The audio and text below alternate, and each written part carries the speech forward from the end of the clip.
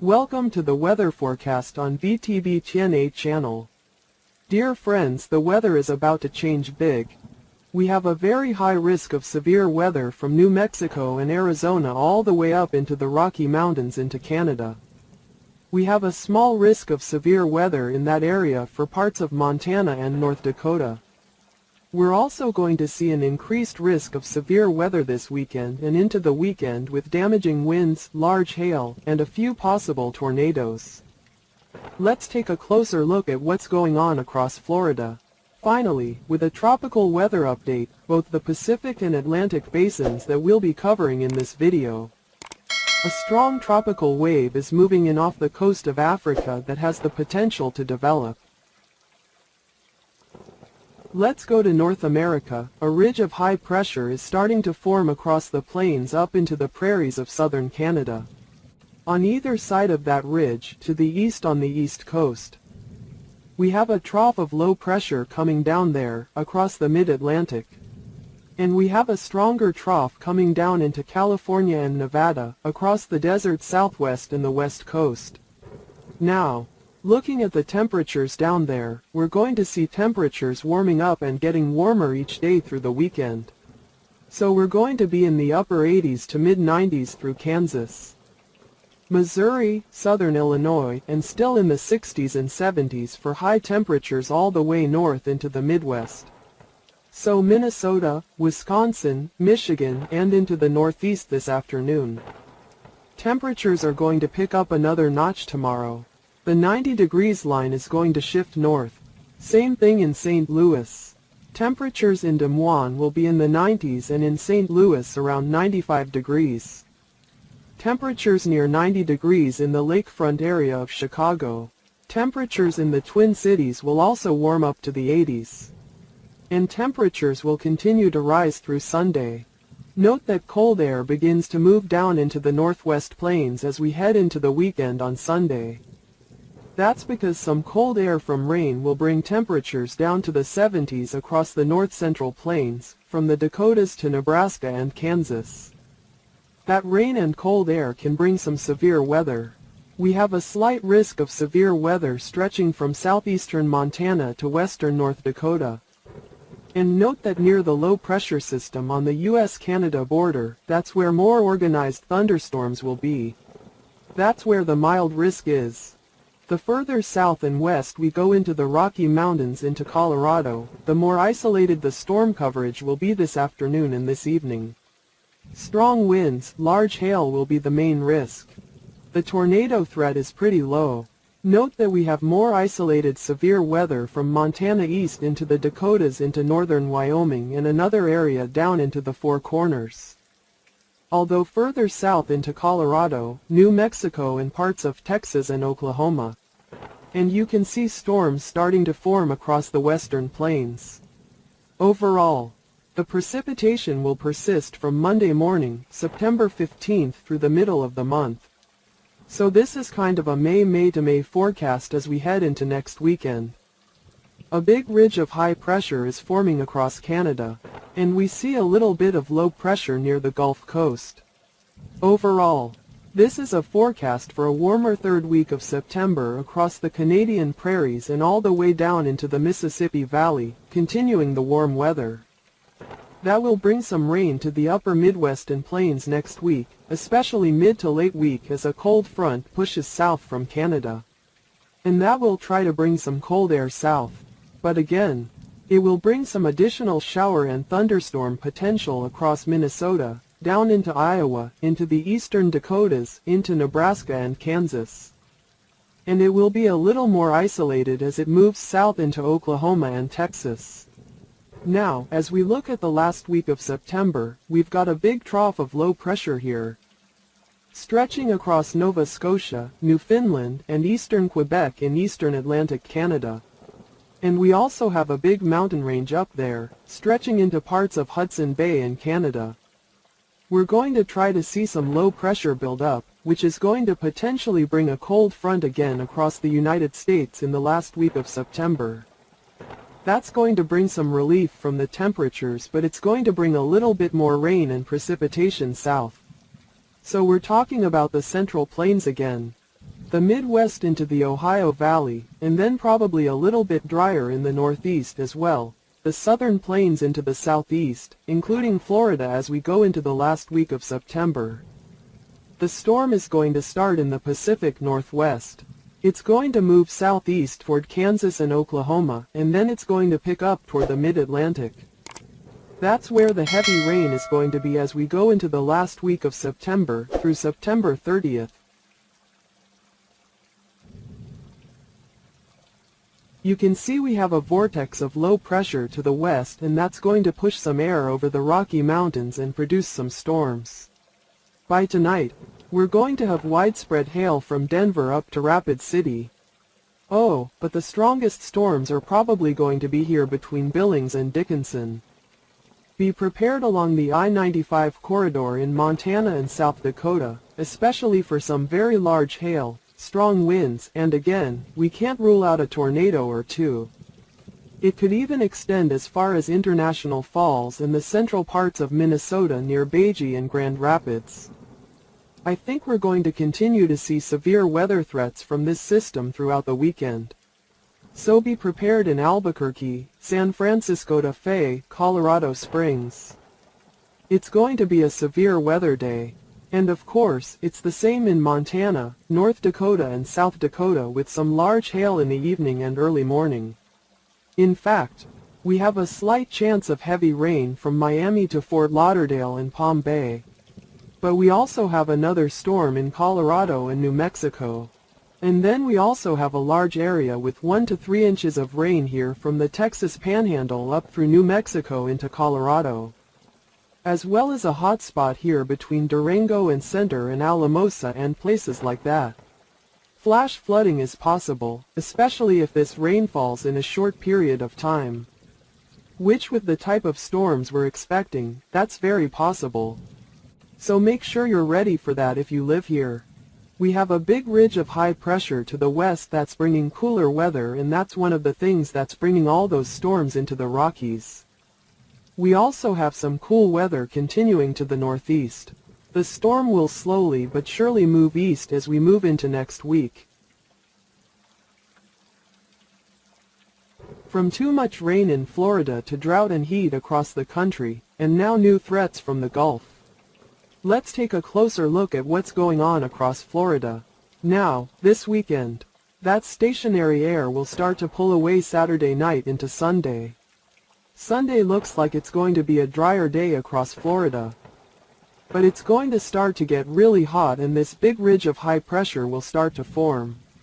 The ridge has shifted a little bit to the west, which means a small area of low pressure is forming here and just winding through the Carolinas. So if it does form, that means we're going to get some rain, and quite a bit of it on Sunday. And then bring quite a bit of rain to eastern North Carolina, coastal South Carolina, southern Georgia through Florida, next Tuesday into Wednesday. And there could be a lot of rain here, offshore or just on the coast in South Carolina. And that shows quite a bit of rain moving up the coast over the next week here, especially South Carolina. Here it is, Tuesday. This low is developing and strengthening.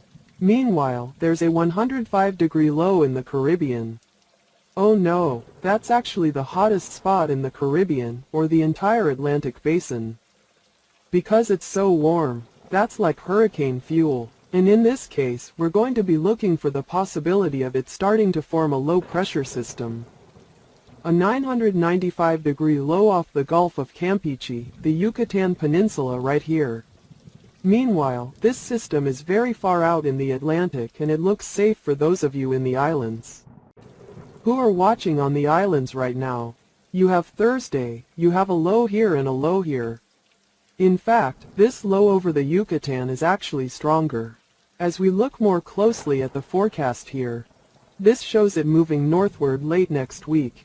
This will happen next Friday night into Saturday.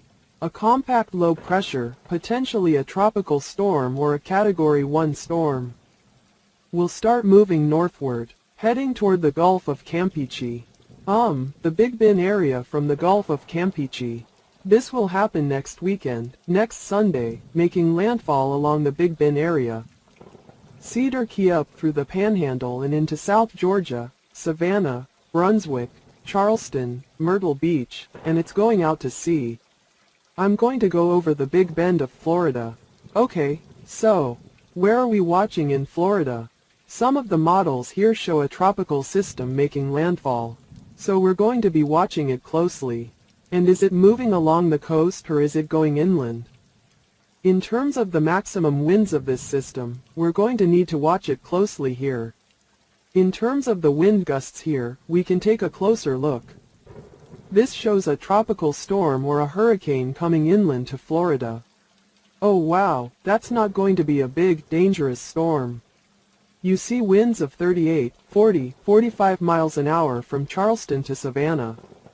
You know, the Big Bend area of Florida, just north of Sarasota, Tampa, we're talking about a Category 1 hurricane, maybe up to 75. But rain is always a big concern for flooding. Now, let's go back and talk about the tropical weather here. The National Hurricane Center in Miami, Florida has a low 30% chance of developing in the main development area off the Cape Verde Islands of Africa and moving westward over the next 7 days. But it will lead into warmer waters as we move into next week. So as the system potentially gets better organized, the tropical wave will move into a more favorable and warm environment in the main development area to the west. If it continues to move westward into the southwest Atlantic, there will probably be some issues because we could see rapid intensification like Aaron saw just a few weeks ago. So it's not surprising that this system will have some development as we move into the third week of September. And we can see that the background atmospheric conditions across the deep tropical Atlantic are still quite unfavorable. It's all due to deep vertical shear moving across the deep tropical Atlantic. Although we have a weak tropical wave here, just east of the Leeward Islands. And then we also have another tropical wave coming up from Africa tomorrow, which has the potential to develop into a tropical depression. Look at all this dry air. Okay, the system is very unbalanced. Vertical shear is hitting the system from the southwest. The base state is really not cooperating with a lot of dry air here in the subtropical Atlantic, and there's still so much stable dry air coming out of the Sahara from Africa at this time of year. Which is ironic. It's rare and epic to actually see the peak of the Atlantic hurricane season, which isn't even that important this season. All because of so much dry air coming out of the Sahara on top of vertical shear. We're tracking a tropical wave that's going to bring some rain over the next few days to the eastern Caribbean. We don't see any development there, but this is a new tropical wave that's going to form off the coast of Africa.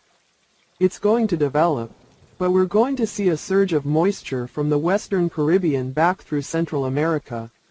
We've had some really heavy rain. Guatemala, parts of Honduras, Belize, Yucatan, the Yucatan Peninsula. Mexico has been more active. Nicaragua, of course, we've seen some rain and storms. Costa Rica and Panama have scattered areas of rain elsewhere from Jamaica back to Cuba and the Cayman Islands. So, keep an eye out for some showers and storms. Haiti, Dominican Republic, Puerto Rico. And there's another tropical wave that's going to come in. Basically all of us in the Caribbean back to the Bahamas. If anything tries to develop above this area, it could actually develop quite quickly. Keep in mind, Honduras, back to Belize, Mexico. We're keeping a close eye on this area. Even Jamaica and the Cayman Islands. Corollas, as we're keeping a close eye on this, there's a new tropical wave heading into the Caribbean as well. There's an area that's very likely to develop at least some in the Atlantic. We'll see. It could move closer. It's very far out there. Another tropical wave looks like it's going to try to develop back behind. This is a tropical wave that I don't see any development coming into the eastern Caribbean. Scattered rain in some areas, and if it does, it could be very heavy, leading to some scattered flooding across Jamaica, Haiti, Dominican Republic, Puerto Rico. There's a tropical wave that's approaching Barbados, St. Lucia, Dominica. Some heavy rain in Costa Rica, Panama, Yucatan Peninsula, Merida a little bit more active. New tropical wave coming in near Dominica. Even back to St. Vincent, Grenadines, we could have some of that rain.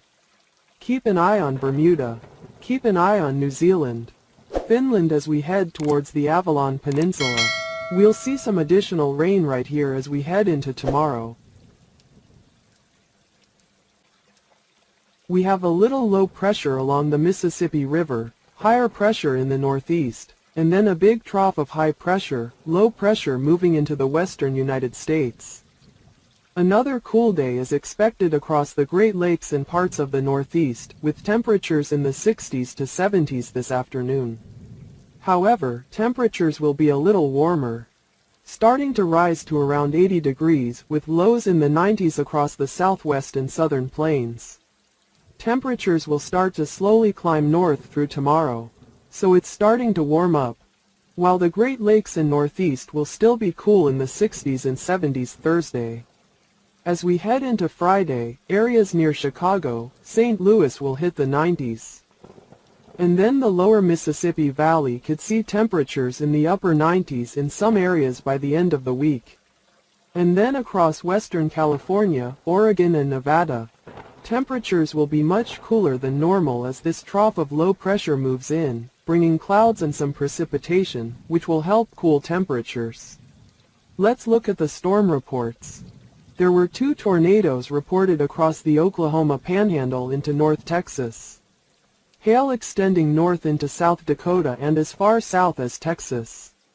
And this week, the West is going to be pretty active overall as this trough of low pressure moves in. We could see more extreme weather, extending into eastern Colorado, into parts of western Kansas, Oklahoma, down into the Texas Panhandle. So we're talking about Leech, Amarillo, up here toward Woodward, Oklahoma, into Dodge City and near Lamar, Colorado. And then all the way up there into the southwest parts of Nebraska. There will likely be some heavier rain across the Pacific Northwest into the northern Rocky Mountains, particularly from Montana to the western Dakotas. However, some rain will be down here into Colorado and New Mexico. Sometimes it will extend into the upper Midwest. The eastern United States, with the exception of Florida, will be fairly dry throughout the next week with warmer temperatures, particularly in the lower Mississippi Valley, which will actually encourage drought to form. So warmer temperatures, drier conditions, the drought will quickly intensify and begin to spread further into the lower Mississippi Valley as we head into the weekend. Next week's precipitation will remain dry from the lower Mississippi Valley up the east coast into southeastern Canada into Ontario and Quebec. And here, toward Nova Scotia, Newfoundland will be fairly dry as well. However, it's going to be a little bit wetter in the north-central plains and the Rocky Mountains, where we're going to see a trough of low pressure start to break through the Rocky Mountains, potentially bringing showers and storms next week. There's another big change in late September as a strong cold front is coming through, and it's going to bring some cooler air into the central and eastern United States. But I think it's going to be a pretty strong front and it's going to bring some cool air back down into the central and eastern United States. But I think it's going to be a pretty strong front and it's going to bring some cool air back down. And that's going to warm us back up across the Pacific Northwest and Western Canada, like British Columbia, all the way down to Alberta and Saskatchewan. That's going to change our precipitation patterns as the cold front comes through. It's going to bring some showers and storms to areas east of the Mississippi River. However, there's still going to be moisture from West Texas to New Mexico. Oh wow! But it's going to be a little drier. However, in Alaska and along the Aleutian Islands, activity is quite strong, and there will be more low-pressure troughs in late September. Now let's look at the Atlantic hurricane season so far. But any future system, it could form and if it moves into the Caribbean, the Southwest Atlantic or the Gulf of Mexico. A couple of tropical waves are approaching or moving into the Caribbean. You can see some heavy rains trying to push into the northeastern Caribbean. This is another tropical disturbance. A tropical wave that's actually formed and is doing better than the models. The models haven't even seen it yet. Oh wow, but I've been watching it and it's continuing to move toward the Caribbean. Another wave is coming in off the coast of Africa as we head into mid to late month. Oh, it looks like conditions are going to be more favorable for some of these tropical waves to develop. So we'll see a little bit of a change as we head into the end of the month as things get more active. But right now, watching this tropical wave moving into or tropical disturbance right near Aunt Barbuda, especially Antigua, back into Anguilla, watching St. Martin, St. Bart's for more rain even towards the US and British Virgin Islands and heavier rain from south of Baez back into Guatemala overnight. But let me know in the comments what you get. If you get rain, watch Antigua south through St. Croix as this type of pattern works its way across this place, even increasing the rain chances. Saba, Stacha, St. Kitts, higher rain chances. No rain in sight. But always watching, but right now, watching the rain that we get. And then again back from Cuba through the Bahamas to Florida, even up into South Carolina.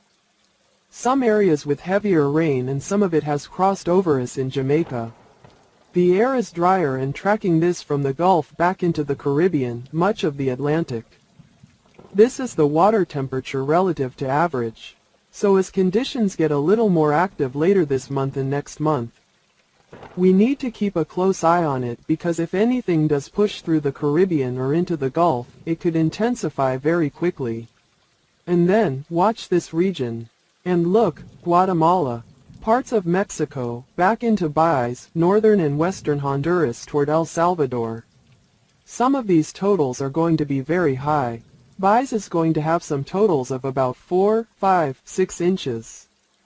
Mostly in the southern areas. And we're going to see some spots of about 150 millimeters in other places. So tracking that still scattered across large areas of Nicaragua, Costa Rica, Panama, northern Colombia, the ABC Islands are mostly dry and we could see some additional flooding in parts of Mexico. Northern Mexico, not so much. We're moving toward Texas, which isn't very active right now. The activity has calmed down. Most of that activity is here, toward the outer banks of North Carolina.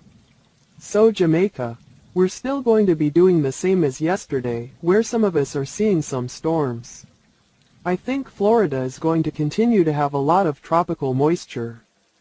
But will any of that moisture develop into an actual tropical system?